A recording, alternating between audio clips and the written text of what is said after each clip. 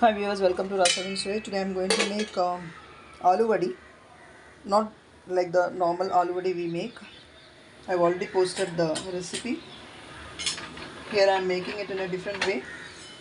I have chopped the leaves and mixed with the batter. That is the mix we make it for applying on the Colacasia leaves. In that mix I have chopped the Colacasia leaf and few curry leaves also I have chopped and added to this. Now I have greased a plate here. We'll put the batter in that and we will steam cook this.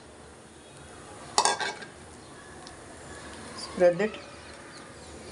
We'll steam cook this and cool it, cut it, deep fry or shallow fry as you wish. It's very easy to make and it is tasty too. I've already kept water for boiling. Water is boiling. We'll keep the plate on it and cover it. Steam cook this till it is done.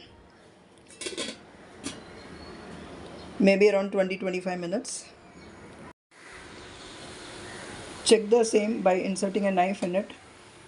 It is coming out clean, so that means it's cooked. So we can remove this. After cooling it, I have cut it. Now I'm going to deep fry this.